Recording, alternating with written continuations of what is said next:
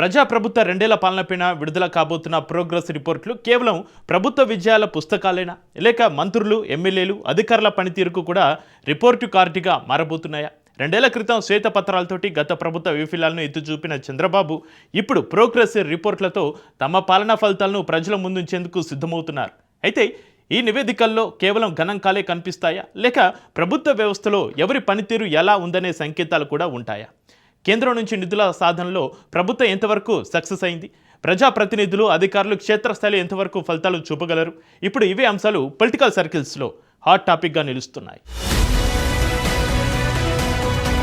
రెండేళ్ల పాలన పూర్తి చేసుకున్న కూటమి ప్రభుత్వం ఇప్పుడు మరో కీలక అడుగు వేయబోతుందనే చర్చ అధికార వర్గాల్లో వినిపిస్తోంది. అధికారం చేపట్టిన వెంటనే గత ప్రభుత్వ పనితీరుపై శ్వేతపత్రాలు విడుదల చేసిన ప్రభుత్వం ఇప్పుడు అదే అంశాల్లో తమ రెండేళ్ల ప్రోగ్రెస్ రిపోర్టును ప్రజల ముందుకు తీసుకురావడానికి సిద్ధమవుతోందట.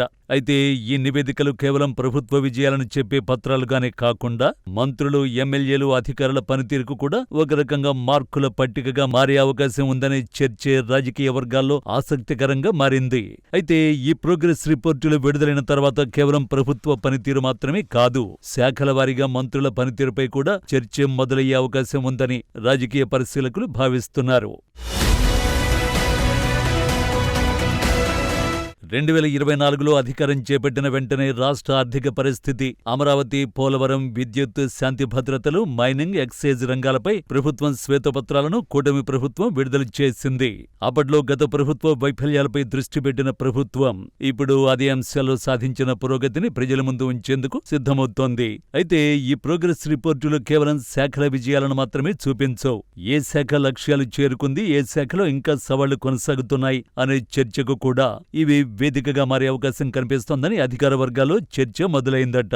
దీంతో మంత్రుల పనితీరుపై కూడా పరోక్షంగా అంచనా పడే పరిస్థితి ఏర్పడుతోందని పొలిటికల్ వర్గాల్లో ఆసక్తికరమైన చర్చ మొదలైందట.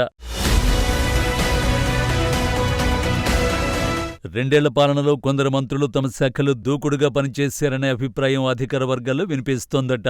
పెట్టుబడులు, మౌలిక సదుపాయాలు, సంక్షేమం, వ్యవసాయం వంటి రంగాల్లో సాధించిన ఫలితాలు ఇప్పుడు ప్రోగ్రెస్ రిపోర్టులో ప్రతిబింబించనున్నాయి. అదే సమయంలో ఎమ్మెల్యేల పనితీరు కూడా చర్చకొచ్చే అవకాశం ఉందని పొలిటికల్ సర్కిల్స్ లో చర్చ నడుస్తోందట.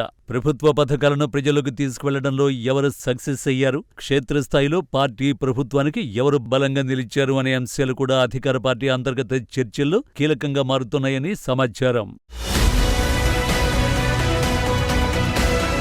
ప్రభుత్వం నిర్ణయాలు తీసుకోవడం ఒక ఎత్తు అయితే వాటిని అమలు చేయడం మరో ఎత్తు.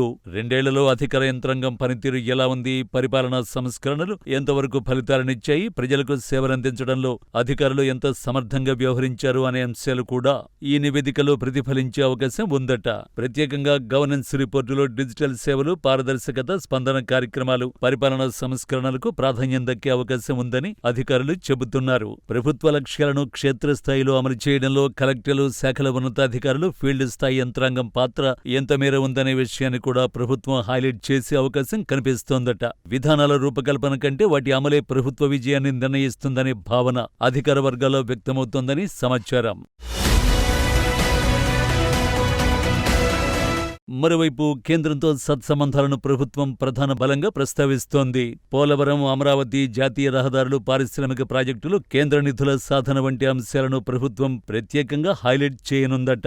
అయితే ఈ ప్రోగ్రెస్ రిపోర్టులు కేవలం రెండేళ్ల పాలనకు సంబంధించిన నివేదికలుగానే మిగిలిపోతాయా, లేక రాబోయే రాజకీయ చర్చలకు 2029 ఎన్నికల అజెండాకు బేస్గా మారుతాయా? ప్రభుత్వ విజయాల ప్రచారమా, లేక పనితీరుపై సమగ్ర మూల్యాంకనమా అన్న చర్చ మాత్రం రాజకీయ వర్గాల్లో ఆసక్తికరంగా మారింది.